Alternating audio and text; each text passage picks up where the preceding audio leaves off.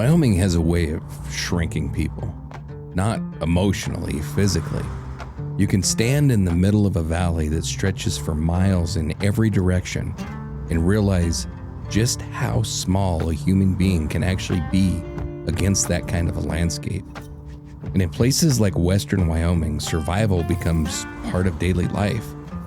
People here climb, they hunt, they disappear into the mountains for days at a time.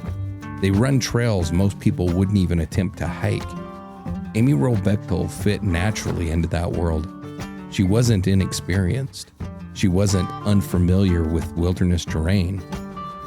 She wasn't someone people described as reckless. She was an elite endurance athlete, a nationally competitive runner, a woman pursuing Olympic-level goals while building a life in Lander, Wyoming with her husband, Steve. And on July 24th, 1997, Amy went out for what should have been a routine run near the Loop Road outside Lander, and she never came home. Her car would later be found abandoned near Burnt Gulch. Unlocked, keys inside, but Amy herself was gone. No confirmed struggle, no body, no verified trace explaining what happened to one of the most physically capable women in the entire state of Wyoming. And nearly 30 years later, the central question in this case is no longer just, where did Amy Wroe Bechtel go? It's whether the assumptions made during the earliest days of the investigation were ever correct to begin with. Welcome back, listeners. This is Dark Dialogue, Rocky Mountain Reckoning, the series where we return to the crimes rooted deep in the dirt, rock, and snow of the American West, where isolation changes investigations, terrain shapes outcomes, and where the difference between accident, violence, and disappearance is not always as clear as it first appears. I'm your host, John. And I'm Angela, and together we examine the cases that continue to echo across the mountains, highways, deserts, and small towns of the West, through evidence, through timelines, and through the realities investigators were forced to confront long after the headlines faded. And in this case, those realities are complicated almost immediately because Amy Wroe Bechtel was not inexperienced in the outdoors. She wasn't someone who wandered into remote Wyoming terrain unprepared. She was a highly conditioned endurance runner, someone deeply familiar with the environment around Lander, someone whose disappearance contradicted many of the assumptions investigators would normally make in a wilderness missing persons case. And that's what makes this feel so different right away. Because when you hear experienced runner disappears during a routine run, your brain almost automatically starts trying to explain it as an accident. But then you start looking at the details, and it doesn't stay simple for very long. No, it doesn't. Because this case ultimately becomes a collision between multiple competing explanations. A wilderness disappearance, a possible homicide, a husband who quickly became the center of the suspicion, and later, a possible connection to one of the most notorious violent offenders in Wyoming history. But before we get into any of that, before the searches, before the theories, before the investigative mistakes, we need to understand who Amy Wroe Bechtel actually was, because in this case, victimology is not secondary, it's foundational. So before we get cranked up, Angela, what are your thoughts on this case? I mean, it is a Wyoming case. I'm sure you're familiar with it. I am familiar with it. I can't imagine how excited you can't imagine how excited I am to hear you talk about Dale Wayne Eaton more. Yeah. So do you have any theories going into this case? Most Wyomingites do. No. No? No. Okay. None that you want to throw out there? I don't think it's any different than anybody else does. Well, my take on this is that the vast majority of people in Wyoming have felt for years that the husband's guilty. Oh. I think recently I don't feel like that. New information has come out that has kind of changed that, but the husband did it theory has prevailed this case for years. Gotcha. So who was Amy Wroe Bechtel? before we get into timelines and searches and theories, we have to establish something first. Who Amy Wroe Bechtel actually was, because in this case, that is very important. Not in a symbolic way or a sentimental way, but investigatively. Because the person Amy was, her routines, her personality, her discipline, her experience level, all become directly relevant to evaluating what may or may not have happened to her later. And almost immediately, one thing becomes clear in this case. Amy did not fit the profile that people imagine when they hear the phrase missing person in the wilderness. First of all, she was not inexperienced. She was not impulsive, and she was not unfamiliar with the terrain surrounding Lander, Wyoming. In many ways, she was the exact opposite. Amy Joy Wroe was born August the 4th, 1972 in Santa Barbara, California. She was the youngest of 4 children, her 2 sisters and an older brother, in a family that would eventually relocate to Wyoming while Amy was still very young. Her father, Dwayne Wroe, worked as a city administrator. Her mother, Joanne, was a school teacher who worked with handicapped preschool children. The family moved several times over the years, from Santa Barbara to Jackson, Wyoming, then eventually to Douglas, Wyoming, and then later to Powell, Wyoming, where Amy spent much of her adolescence. And across nearly every source that's connected to this case, the descriptions of Amy remain remarkably consistent.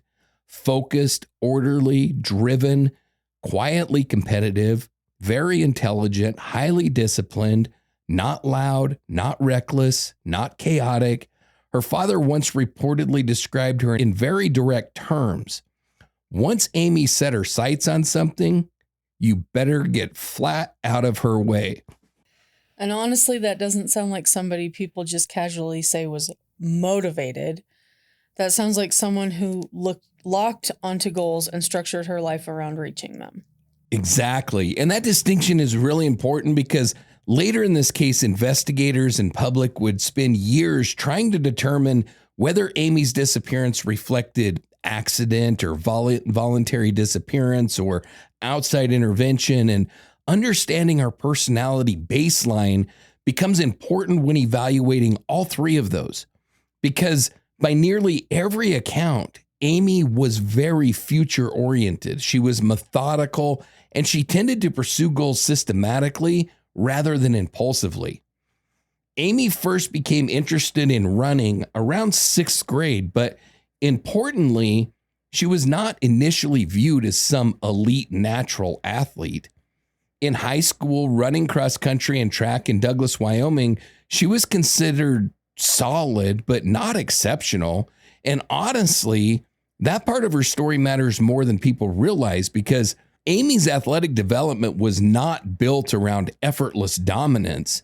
It was built around persistence. When she later attended the University of Wyoming in Laramie, she walked on to the cross country and track team without a scholarship. And according to her coach, Jim Sanchez, early on, she struggled a lot. She lagged behind the other runners during workouts. She wasn't making the travel squads.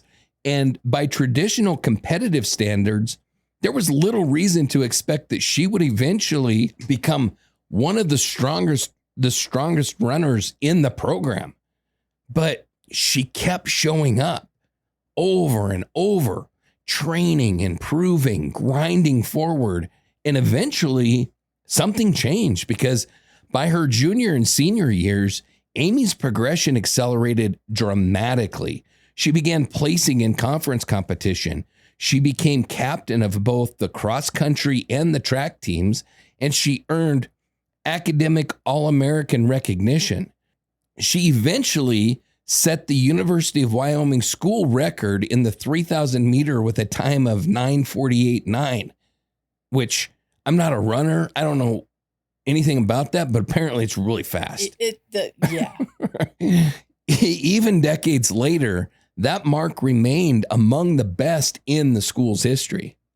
And that transformation honestly says a lot about her mentality too, because some people are naturally gifted athletes, But becoming elite after struggling early usually means somebody is obsessively disciplined. I am not. Yeah. No, I'm me either. And that's one of the most important behavioral themes in this case. Amy's success appears to have come less from raw natural dominance and more from consistency, discipline, determination, and long-term persistence. Her coach later said that she learned never to underestimate her. And by the mid-1990s, Amy had transitioned into marathon training with ambitions of eventually qualifying for the U.S. Olympic marathon trials. Oof. Now, it is important to frame that accurately because media coverage over the years sometimes exaggerates this into sounding like Amy was already operating at the Olympic level. That was not the reality. I think they think it makes the loss feel more or something. Yeah. Her marathon time still placed her significantly behind the actual Olympic qualifying standards of that time. But what was real was her upward trajectory.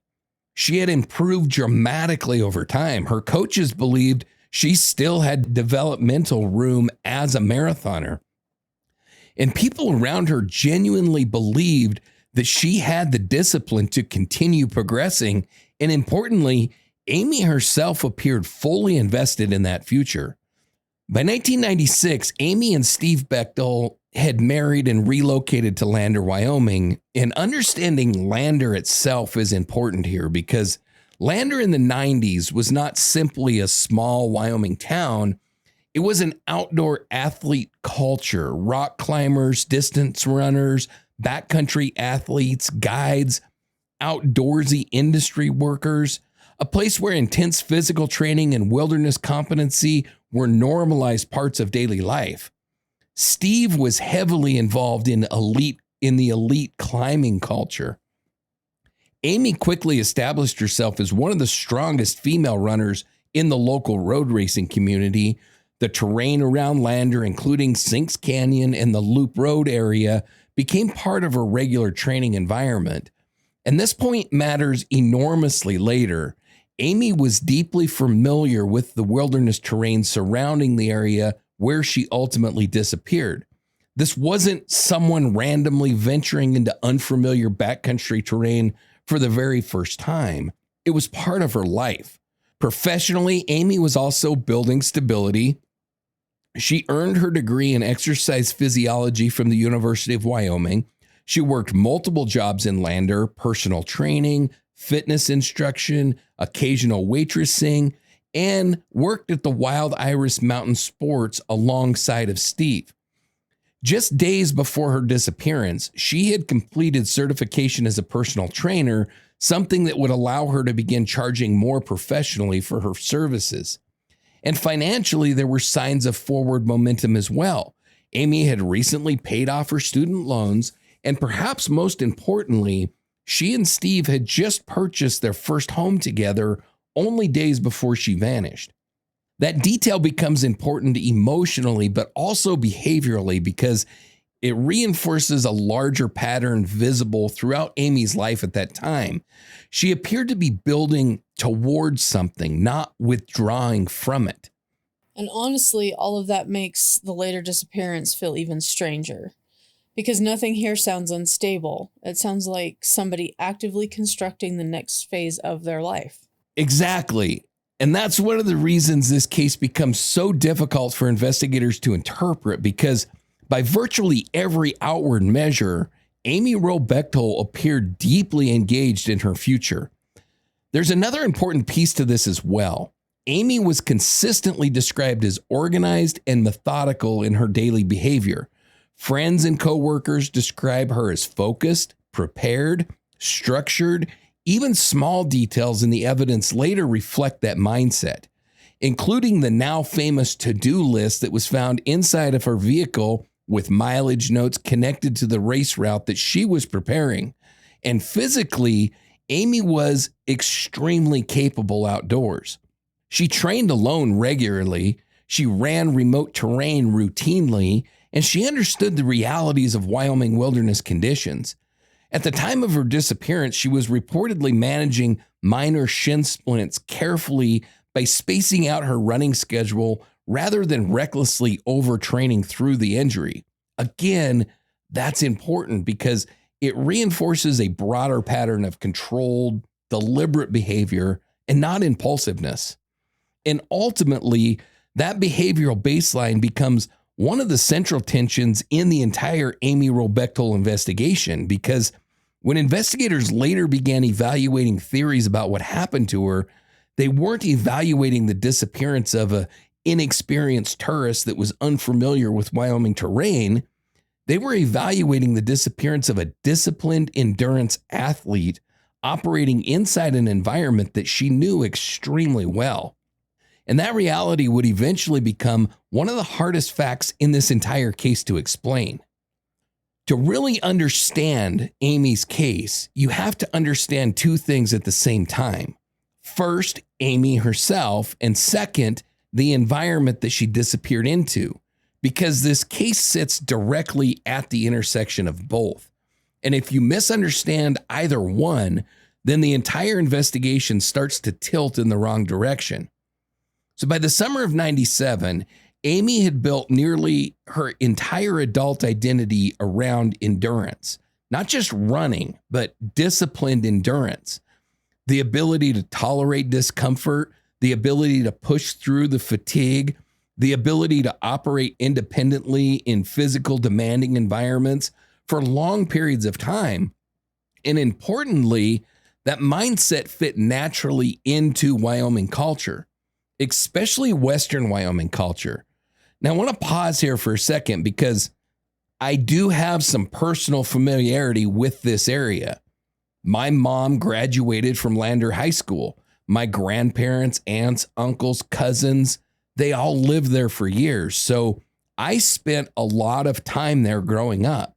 And one thing that I think people outside Wyoming sometimes misunderstand is how quickly the environment changes once you leave town. Because Lander itself, especially in the 90s, felt like a pretty normal, small Wyoming town. At that time, it still felt much more rooted in the ranching culture than the outdoor tourism identity that people often associate with it today. Mm-hmm. Riverton was nearby.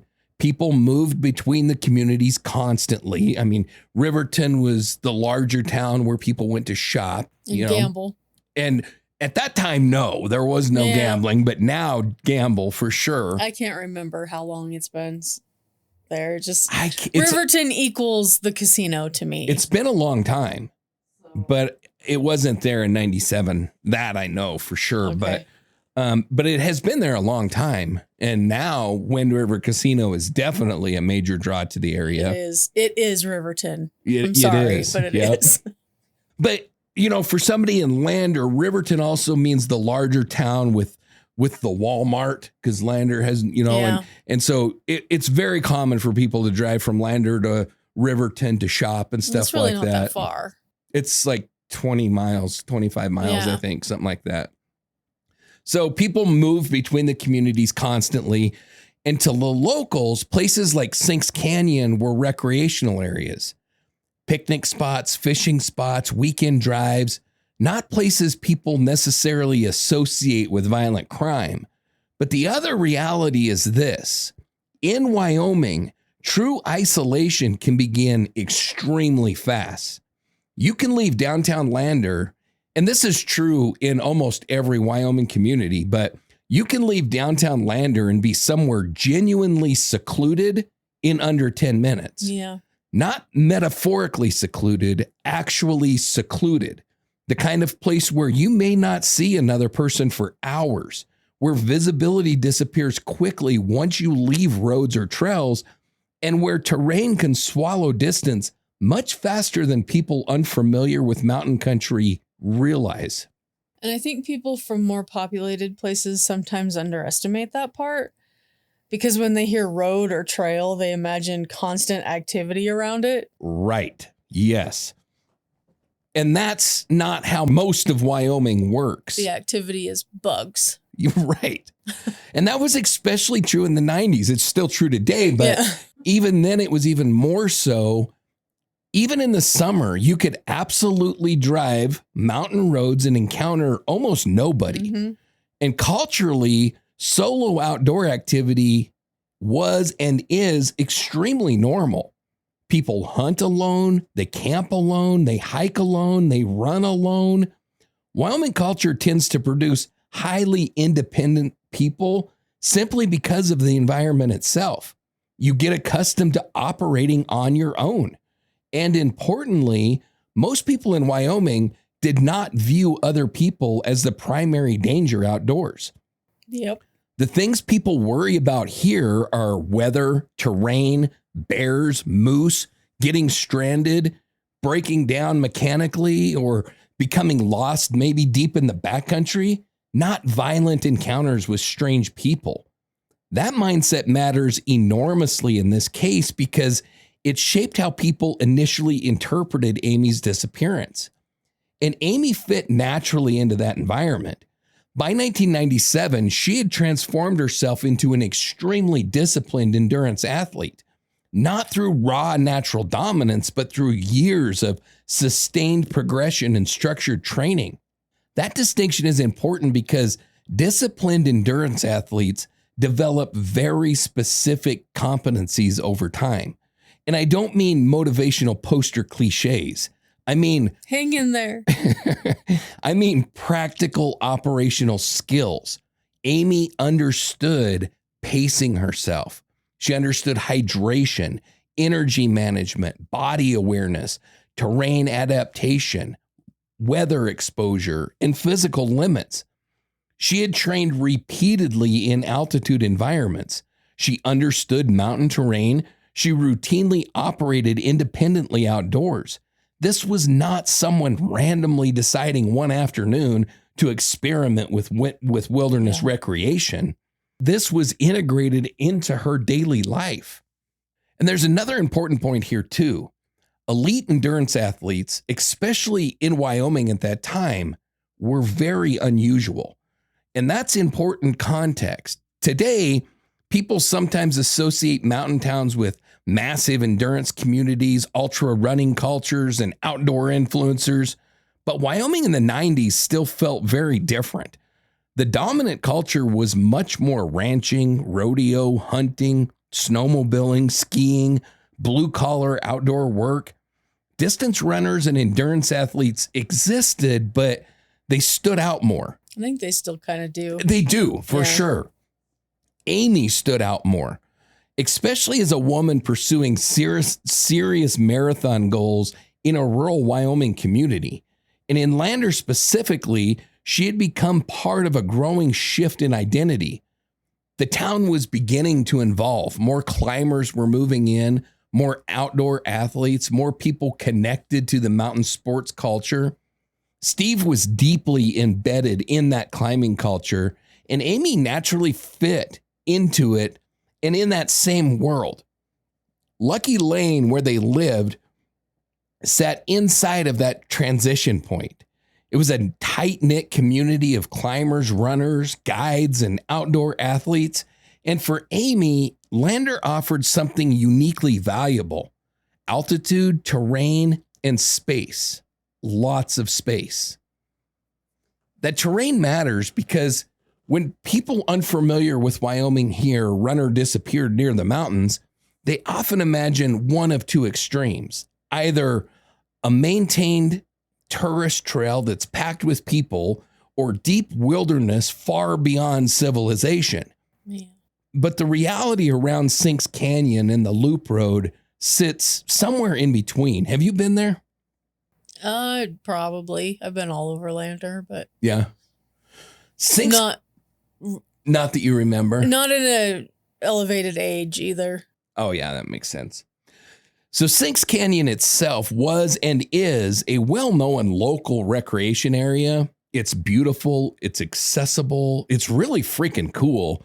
It's a canyon where the Poposia River disappears underground into the limestone formation known as the Sinks. And then it pops up a ways away. It's crazy as shit. Have you seen that? Mm-mm. Yeah, it's unbelievable. The river's flowing down and all of a sudden it goes into a cave and it's gone. It's just gone. Yep. Yeah. But it also takes a Wyoming person to pronounce that correctly. Popoja? Yeah, Popoja. Yes. For years and all the time when I was a kid, I called it the Popoegi. Uh-huh. Yeah. Everyone does. But locals picnic there, families spend time there. It does not initially feel dangerous at all, but once you move upward towards the loop road, the environment changes quickly.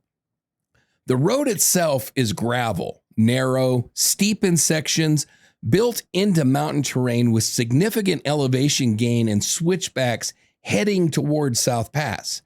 It's not a highway casually crossing open terrain. It is mountain country, and while the route itself was considered stable and commonly used, the surrounding environment contains rock outcroppings, dense tree cover, ravines, uneven footing, and extensive concealment potential once someone leaves that road and trail system. And I think that's the important distinction, because the road itself wasn't some impossible survival challenge. But once somebody leaves the road, that environment changes fast. Very fast. And that distinction becomes one of the most important analytical points of this entire case, because an unrecovered accidental death in Wyoming wilderness is absolutely possible. Don't touch the buffalo. Yeah, you can't pet them. That kind of stuff does happen here, but it's usually in deep backcountry environments. Hunters, campers, remote hikers, people that are operating far from roads and accessible terrain. Amy's situation was very different.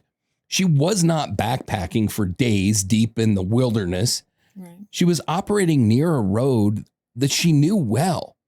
And according to everything that we know about her behavior, she was there with purpose. She was training, yes, but she was scouting the route.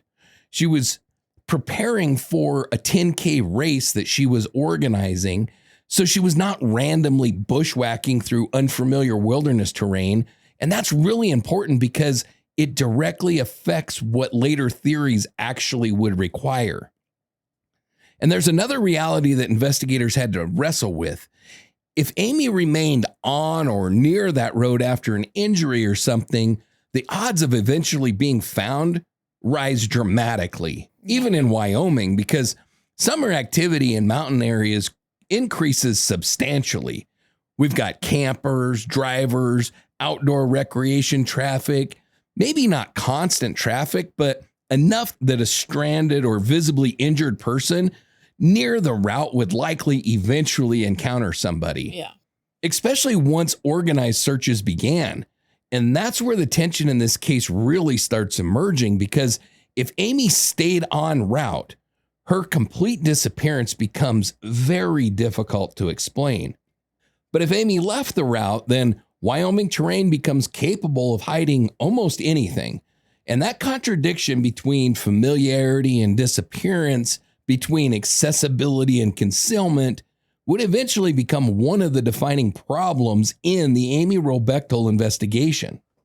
Now, by the summer of 1997, Amy Wroe and Steve Bechtel had built a life that, at least outwardly, appeared to be moving forward in some very concrete ways. They had been married just over a year. They had recently purchased their first home. They worked together. They trained together. They shared the same outdoor athlete culture, and they were deeply integrated into the small but intensely connected community surrounding Lander's climbing and endurance scene. And almost immediately after Amy disappeared, that relationship became the center of the investigation. But before we get into that later scrutiny, it's important to establish what the relationship actually looked like at the time, because those are not necessarily the same thing. Before we keep going, I want to take a second to talk about something that matters beyond the episode itself. At Dark Dialogue, we've built something called the Adopt a Victim program. The goal is simple: to keep attention on the victims themselves, not just the case, and find answers for those stories without them. Because once the headlines fade, most people are forgotten. This is one way to make sure that that doesn't happen. If that's something that you want to be a part of, you can find it on the website along with the rest of the Dark Dialogue Network. All right, so let's get back into this. Amy and Steve met at the University of Wyoming in Laramie. Both were involved in exercise physiology studies. Both were deeply invested in athletics. And by the early 90s, they had begun dating seriously. And from nearly every documented account, their relationship made sense to the people around them. Not because they were identical, they weren't, but because their personalities complemented one another in ways friends consistently noticed. Amy was generally described as disciplined, orderly, focused, methodical, and quietly driven. Steve, by contrast, came across as more intense socially, more eccentric, more outwardly energetic, and deeply immersed in climbing culture. He was known for his obsessive focus, his unconventional humor, and the kind of mono-focused persistence that elite climbers often develop. And interestingly, both Amy and Steve appear to have reached elite levels in their respective sports through persistence rather than any kind of natural physical gifts. Amy was not initially viewed as a nationally dominant runner. Steve reportedly lacked the ideal physical build that most climbers possess, but both compensated through intensity, discipline, and refusal to quit. That shared mindset seems to have been one of the things that connected them early on. And honestly, that part feels important because it doesn't sound like a shallow relationship built around hobbies. It sounds more like two people who recognize something familiar in each other psychologically. Yeah, I think that's fair. And multiple people around them described the relationship in almost exactly those terms. Previous partners had reportedly resented Steve's climbing commitments. Previous boyfriends had reportedly been jealous of Amy's running. But together, those tensions didn't seem to exist. Instead, they entered each other's worlds. Steve began running more. Amy learned more about climbing culture. And by most public accounts, they were viewed as a strong couple within the land or outdoor community. Todd Skinner, their landlord, close friend, boss, and one of the most respected climbers in the world at that time, would later describe them as, quote, the sweetest couple I ever ran across. That's significant because Skinner saw them constantly, not occasionally, not socially from a distance, but in daily life. Now, by the mid-90s, Steve and Amy had relocated to Lander, and again, context matters here because the community they entered was highly unusual. Lucky Lane, where they lived, was less like a traditional Wyoming neighborhood and more like a concentrated outdoor athlete enclave. Climbers, runners, mountain athletes, outdoor industry workers. The houses themselves sat very close together and people moved freely between them.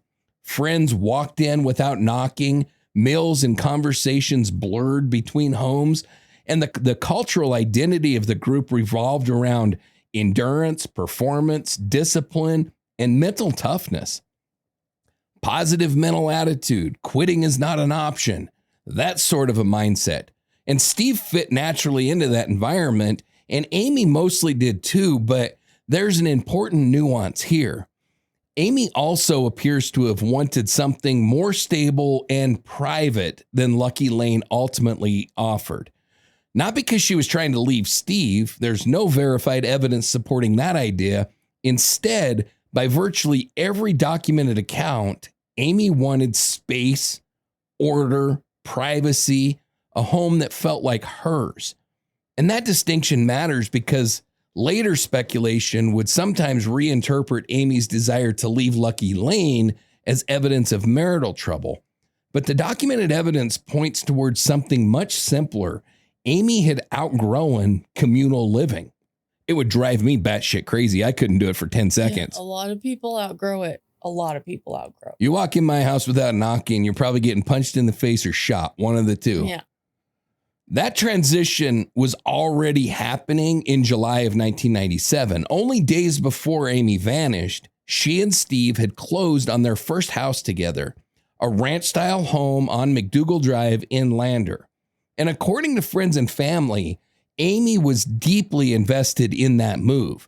She wanted flowers, a lawn, a darkroom space for her photography, furniture refinished by her father. This wasn't abstract future planning. It was active life construction. And that matters behaviorally, because throughout this case, one of the reoccurring questions becomes, did Amy appear to be preparing to leave her life behind? And almost everything documented about this period suggests the exact opposite. She had recently paid off her student loans, completed her personal training certification, purchased a home, and was preparing for the next phase of adulthood in very practical ways. And honestly, the house detail changes the emotional feel of the timeline a lot, because buying a first house together is usually a very future-focused decision. Exactly. And in this case, the timing becomes impossible to ignore. Amy disappeared only days after that purchase. In fact, one of her planned tasks for July 24th involved handling the utility arrangements connected to the new house. She had to get the utilities turned on in the new house. The future wasn't hypothetical. It was already underway. Now, with all of that said, there are also realities about Steve Bechtel that made investigators focus on him very quickly. And I think it's important to acknowledge that honestly. Even here in Wyoming, where people tend to be skeptical of outsiders and government narratives, the overwhelming public assumption became the husband probably did it. That perception embedded itself deeply and quickly. Honestly, growing up here, that was the dominant understanding that I heard. And for many Wyoming residents, it still is. Part of that came from media coverage. Part of that came from the dipshit sheriff's focus on Steve very early. And part of it came from the statistical reality investigators always confront in missing spouse cases. And the dipshits begin. Oh, this guy's a total dipshit. Yeah. I'm totally ashamed that he ever was a sheriff in Wyoming. I'm sorry. But, there's a reality that investigators always confront in missing spouse cases, and that is most violence against women is committed by someone that they know. So when Amy disappeared without explanation, attention naturally shifted towards Steve. And there were aspects of his personality and his behavior that people found pretty unsettling. He could seem emotionally controlling, extremely analytical, difficult to read. And after Amy disappeared, his demeanor reportedly remained remarkably steady in public. But here again, context matters because Steve came from elite climbing culture, a culture that actively trains emotional control over extreme stress. In that world, panic is weakness, emotional collapse is dangerous, and maintaining composure under pressure becomes part of survival itself. That does not prove innocence, but it also does not automatically indicate guilt. And that distinction is important. There's another issue here too. Over time, public suspicion towards Steve developed a kind of closed loop. If he searched aggressively for Amy, he was overcompensating. If he hired a lawyer, he was hiding something. If he refused a polygraph, then he must be guilty. If he later remarried, then he must not have cared at all. And eventually, almost every behavior became interpreted through a presumption of guilt. Mm-hmm. Now, that does not mean investigators were wrong to scrutinize him. They absolutely had to scrutinize him. And it doesn't mean that this guy is innocent in any way. And there's some other shit we'll be talking about that's concerning with this guy, for sure. Okay. But it does mean that the narrative surrounding Steve Bechtel became unusually fixed very early. And later investigators openly questioned whether that fixation caused critical opportunities elsewhere in the investigation to be missed. We'll come back to all of this later in this arc, but at least at this point in the timeline, what investigators publicly saw was this: a young married couple deeply immersed in Wyoming outdoor culture, building careers, buying a home, planning races, training constantly, and appearing, from most outside perspectives, to be building a future together. And then suddenly, Amy Wroe Bechtel vanished. And almost immediately, the life they had built together became evidence. So by the summer of 97, Amy's life appears to have operated with a very specific kind of structure. Not rigidity and not obsession, but disciplined intentionality. And when investigators later began trying to understand what may have happened to her, that structure became extremely important. I'm going to start calling my OCD that: disciplined intentionality. There you go. See, that's all you got to do. That's what it is now from here on out. Because throughout this case, one of the central questions is not simply what happened to Amy. It's, would Amy realistically have behaved in the ways that certain theories require her to behave? And the more you examine her documented routines, the more difficult some of those scenarios become. One of the clearest patterns in Amy's life was systematic training. Now, we're not talking about casual exercise, not recreational wandering, structured endurance work. And I think this is an area where modern audiences can sometimes unintentionally misunderstand the situation, because when people hear "woman went for a run in the mountains," they often imagine something loose and spontaneous. Because that's what we do. Right, exactly. I just want to run in the mountains right now. But honestly, in Colorado, it's extraordinarily common. You see it all the time. And you do picture someone casually jogging through. Generally not from people who don't do it all the time, though. And that's what that sounded like. Woman went for a run in the mountains. Like this was her first decision ever to run in the mountains. No, not really how I wrote it to sound, but they often imagine something loose and spontaneous, someone casually jogging through scenic terrain for enjoyment. But that does not appear to be what Amy was doing on July 24th at all. Amy was preparing for a race that she was actively organizing. A 10-kilometer hill climb route running up toward Fry Lake.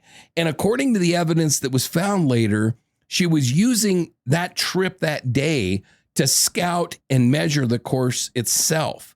That distinction matters enormously because this was not simply free time.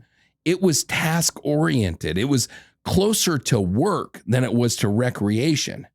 And honestly, once you frame it that way, it changes the psychology of the day quite a bit, because this stops looking like somebody randomly out exploring nature. Exactly. Everything about Amy's documented behavior that day suggests schedule management, route planning, and purposeful movement, not impulsiveness. The to-do list later found inside her vehicle is one of the clearest windows into that mindset. It contained 13 separate tasks that she wanted to complete that day. Wow. Utility arrangements for the new house, race flyers, lawn work, errands, photography preparation. She was entering one of her pictures in a local photography contest. And then fitness training. 4 items had already been completed, and at the bottom of the page, Amy had handwritten mileage notes tied directly to the race route that she was scouting. Odometer measurements, distance tracking, landmark calculations. That is not someone wandering through the wilderness terrain aimlessly. That's someone that is actively documenting a course. And this behavioral pattern was consistent throughout Amy's life. Even as a college athlete, Amy's coaches emphasized that her success came through patience and long-term discipline rather than natural dominance. And after moving to Lander, she reportedly used the same straight stretch of road near Lucky Lane repeatedly for speed work training sessions. Again, measurable, repeatable, structured, not random, and importantly, Amy trained alone regularly. That part of the case should not be interpreted as unusual or reckless, and especially not in Wyoming culture. Because like I said before, solo outdoor recreation is extremely normal here. Mm-hmm. And for women too. Women hike alone, they camp alone, they run alone, they hunt alone, they ride horses alone. Scares me for women. It does. It does, but it's natural and normal here. It always has been. And in the 90s, especially in Western Wyoming, most people would not have viewed a woman running alone near Lander as inherently dangerous. Honestly, many Wyoming locals probably would have considered the running itself more unusual than the fact that she was alone. Am I wrong? Guilty.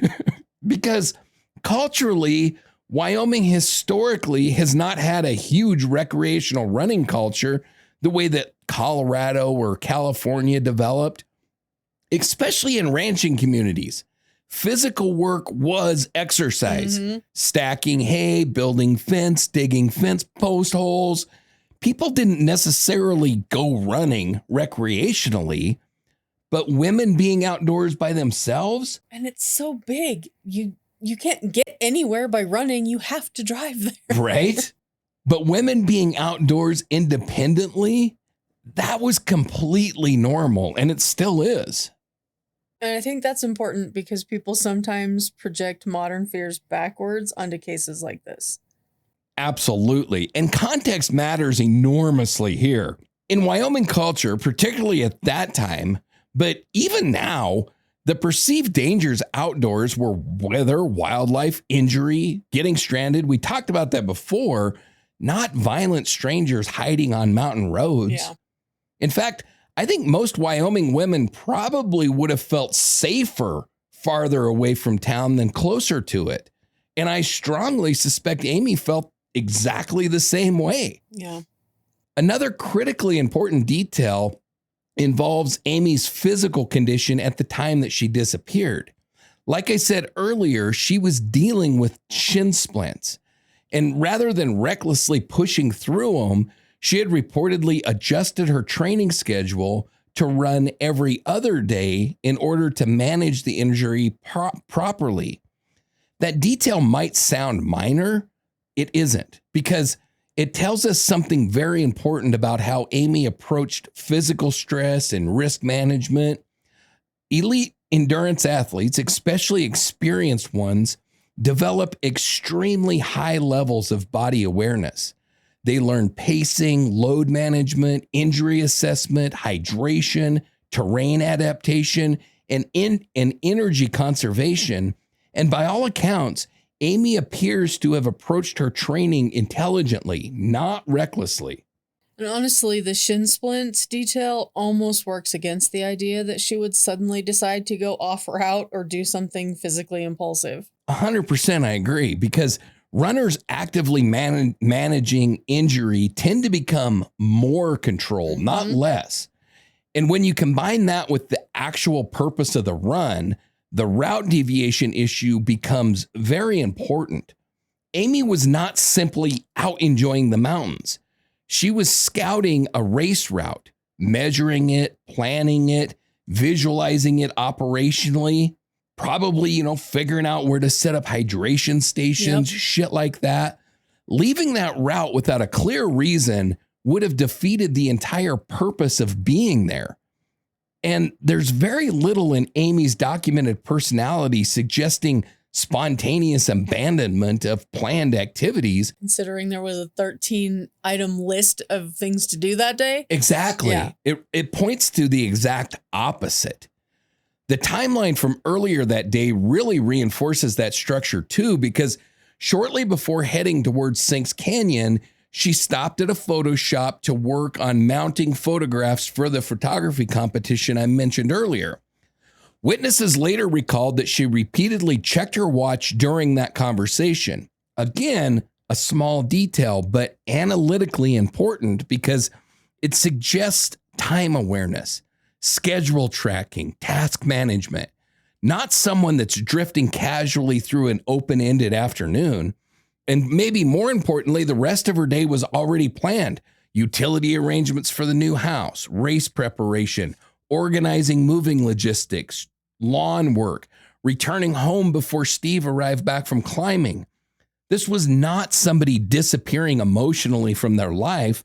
Everything documented about Amy's behavior suggests active engagement with the future. And there's another important distinction here. Investigators later had to wrestle with two very different possibilities. Could Wyoming terrain conceal an accidental death? Absolutely, it happens, but usually under very different circumstances. Like I said before, deep wilderness, backcountry hunting trips, remote hiking expeditions, severe weather exposure. Amy's situation was much different because, according to all available evidence, she was operating on a known route, on the road, during summer conditions, in familiar terrain, with a defined objective, while expecting to return home later that day. And that creates one of the central contradictions in the entire case, because if Amy stayed en route, her complete disappearance becomes increasingly difficult to explain.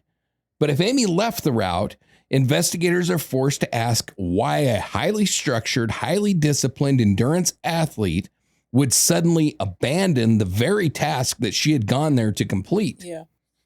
And by the end of July 24th, 1997, that contradiction would become impossible to ignore. Because the woman emerging from the evidence does not appear reckless. She does not appear directionless. She does not appear emotionally detached from her future. Instead, she appears organized, scheduled, purpose-driven, a woman moving through a carefully planned day until something interrupted it. By the end of July 97, investigators, search teams, friends, family, and the entire Lander community were all confronting the same reality. Amy Wroe Bechtel had disappeared without explanation. And the deeper people looked into the circumstances surrounding that disappearance, the less cleanly the pieces fit together. Because almost immediately, this case developed contradictions that never fully resolved. Not dramatic contradictions, not Hollywood twists, but quieter ones. The kind that slowly erode confidence in simple explanations over time. The biggest contradiction was also the simplest. No trace, no body, no blood, no torn clothing, no confirmed struggle, no biological evidence, no clear accident, nothing. And on paper, that may not initially sound unusual in Wyoming because people do disappear in Wyoming wilderness. That part is very true. Search and rescue cases happen here constantly. Constantly. Hunters, hikers, tourists, backcountry campers, climbers, snowmobilers. Probably one in motion right now. Probably. And as we move into summer, it's like all the damn time. Yeah. And sometimes people are never found. But usually those cases involve deep wilderness, remote terrain, multi-day backcountry travel, places where somebody can disappear dozens of miles from roads or populated corridors. Amy's situation doesn't fit that at all. Amy wasn't backpacking into the remote wilderness. She wasn't exploring unknown terrain or hiking days into the backcountry. She was running a known road that she had specifically gone there to scout and measure. That's very different. And I think that's where the tension in this case really starts becoming obvious. Because yes, Wyoming can absolutely hide people, but the specific situation doesn't fit the normal pattern very well. At all. And that's the critical nuance here. Could someone theoretically suffer an accident near the loop road and remain undiscovered? Yeah, maybe. Especially if they left the road system entirely and got way out there. Mm-hmm. Once someone moves off route in Wyoming mountain terrain, concealment potential increases dramatically. We got trees, rock formations, drainages, ravines, animal activity. And there you have the unique sinks situation. Now, where she was running was quite away from sinks.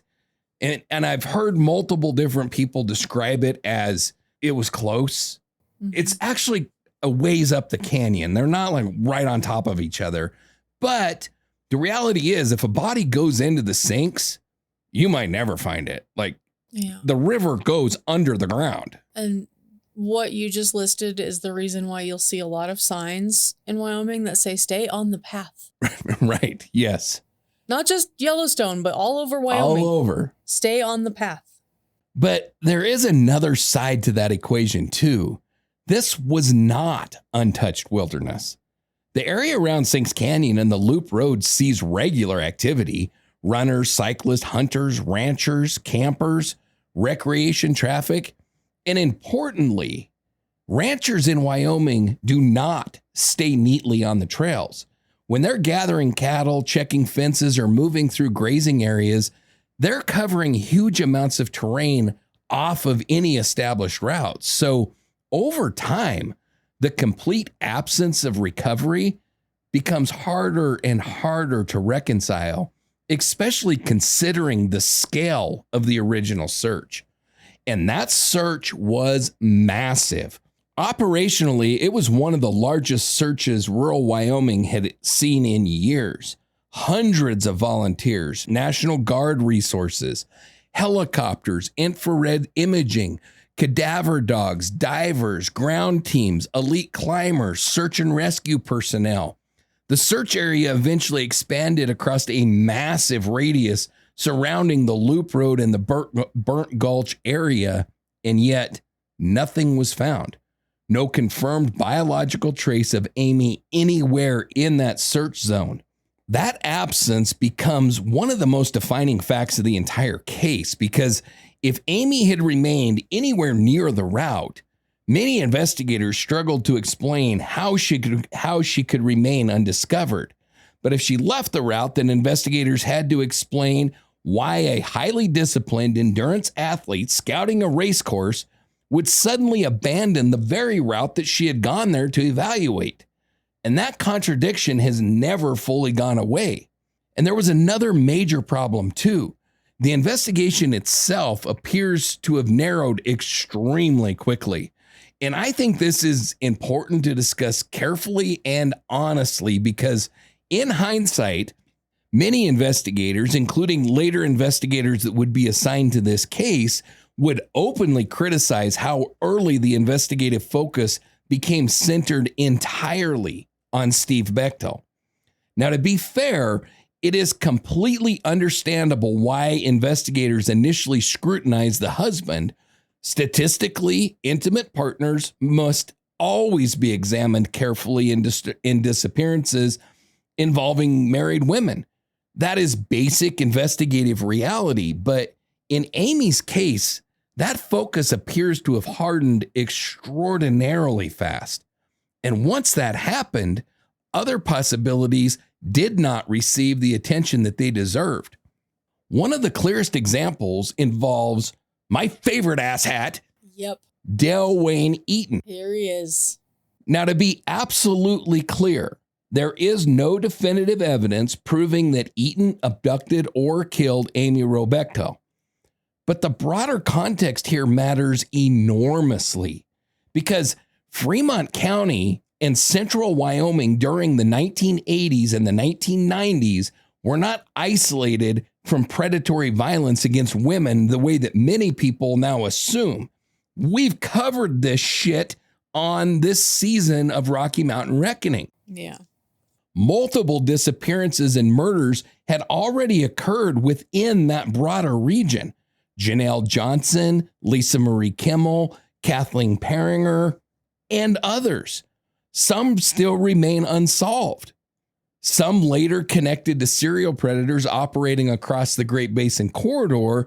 And within weeks of Amy's disappearance, Dale Wayne Eaton was arrested after the attempted kidnapping of the Breeden family in rural Wyoming down near Rock Springs. Eaton's own brother reportedly contacted investigators and stated that Dale had been in the area around the time that Amy disappeared, and that both brothers knew the terrain extensively from hunting there multiple times throughout the years, And yet, that lead appears to have received far less investigative emphasis than the focus on Steve Bechtel. Again, that does not prove Eaton was responsible, but it does raise an important question, and that is, was the investigation narrowing before enough evidence existed to justify narrowing it? That's the part that becomes frustrating, because there's a difference between investigating a husband thoroughly and deciding very early that the husband almost has to be the answer. Exactly. And later investigators would eventually voice very similar concerns and publicly, because once an investigation psychologically commits to a theory, every other lead starts receiving less oxygen. And in Amy's case, there were other investigative angles that arguably deserved more aggressive examination. Regional predators, vehicle-based opportunistic encounters, outdoor community dynamics, transient offender possibilities, and broader regional violence patterns. But instead, much of the public narrative solidified around a single assumption, that the husband did it. And here in Wyoming, that assumption embedded itself very deeply. Honestly, for many people, it still has. But there was another problem that investigators eventually had to confront. Steve Bechtel also appeared to have a functioning alibi structure for the vast majority of that day. Again, not a perfect alibi, not an unquestionable one, but enough that later investigators increasingly questioned whether the early tunnel vision had become disproportionate to the actual evidentiary picture. And meanwhile, the original scene itself had already been totally compromised. Searchers flooded the area before it was treated as a potential crime scene. Potential footprints were destroyed, vehicles moved, traffic continued through the area, the environment became contaminated almost immediately. And once that happened, whatever opportunities existed during those first critical hours were largely gone. By the time the major search efforts ended, investigators were left with an almost impossible situation. A highly disciplined endurance athlete running a familiar route during daylight in terrain that she knew well had vanished so completely that nearly 30 years later, there is still no confirmed physical explanation for what happened to her. And because of that, every explanation in this case creates new problems. Accident theories struggle against the absence of a recovery. Voluntary disappearance theories struggle against Amy's documented behavior and future planning. And homicide theories struggle against the absolute absence of definitive forensic evidence, which leaves this case suspended in a place that investigators hate the most, a disappearance where almost nothing fits cleanly. And by the end of the summer of 1997, that uncertainty was already hardening into something much larger, not just a missing persons case, but a mystery that would eventually divide investigators, consume public attention across Wyoming, and force people to confront an uncomfortable possibility. Maybe Amy Wroe Bechtel's disappearance had never been understood correctly from the very beginning. When someone disappears, especially in a case this unresolved, there's a tendency for the person themselves to slowly get buried beneath the mystery. The theories become bigger than they were. The headlines become bigger than they were. The speculation becomes louder than the life that existed before any of it happened. Before Amy Wroe Bechtel became a missing persons case or a national headline or a debate that would divide investigators for decades, she was a daughter, a sister, a runner who built herself through persistence instead of natural advantage, a woman actively building a future in the mountains of Wyoming, a future that included a new home, new goals, new races, new plans, and people who fully expected to see her walk back through the door that evening. And nearly 30 years later, that absence still echoes through this case.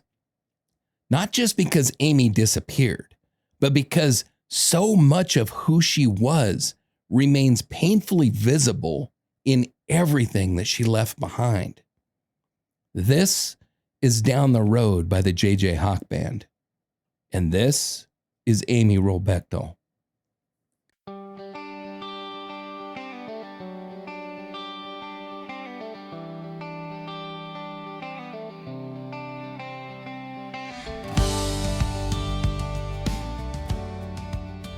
When people talk about Amy Wroe Bechtel now, they almost always begin with the disappearance, the run, the loop road, the search, the theories.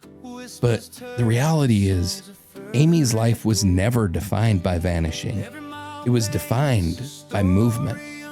Not just physical movement across mountain roads and Wyoming trails, but movement forward, steady, intentional, earned. Amy was not someone who simply arrived at success naturally. She built herself into the person people later admired. That mattered to her. She was not the fastest runner in the beginning, not the obvious standout, not the athlete that everyone assumed would eventually become elite. She became exceptional because she refused to stop improving. Workout after workout, season after season, year after year. And there's something deeply human about that kind of determination, because most people never become extraordinary through raw talent. Most people who accomplish difficult things do it the same way Amy did, through consistency, through discipline, through continuing after other people would have quit. And the people who knew Amy seem to understand that about her very clearly.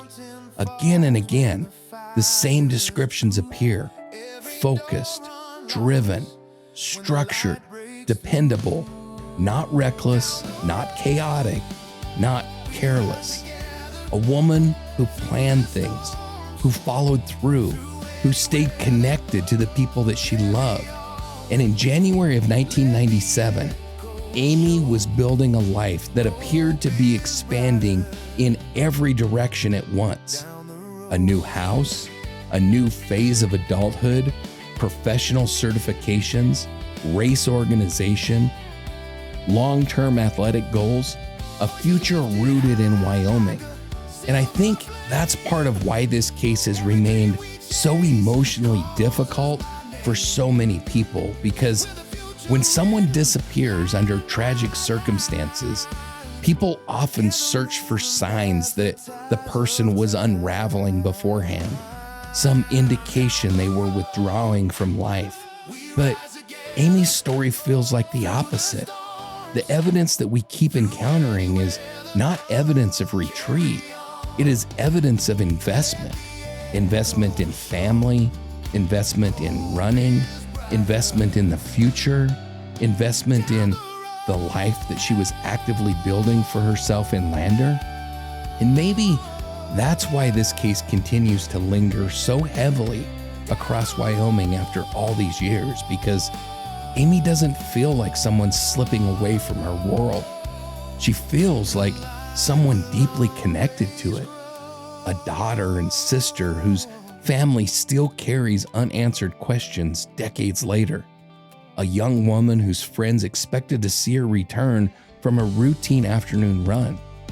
A runner whose name still echoes through one of the most haunting disappearances the Rocky Mountain West has ever seen. And somewhere beneath all of the theories, all of the investigations, all of the speculation, that is still the loss sitting at the center of this case. Not simply the disappearance of a runner, but the disappearance of a human being who mattered deeply to the people who loved her. When the morning's near, every silence fades when the voices cheer. Down the road we rise together, through the storms, through any weather. Carry on, let the echo show. Hope is brighter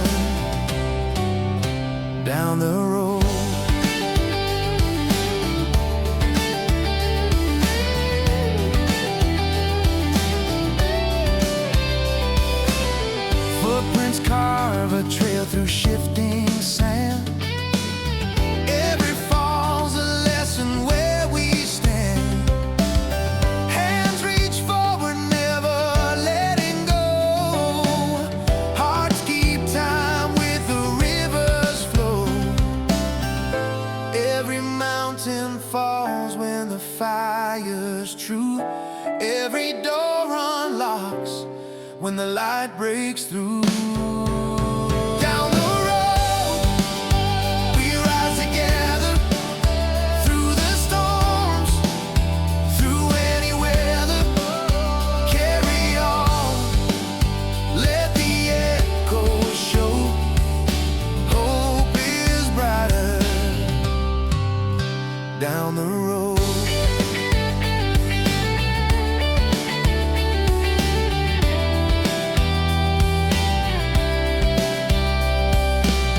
Voices lifted high like a silver flame. Every dream we chase calls us by name. With the future written line by line. Together moving past the tides of time.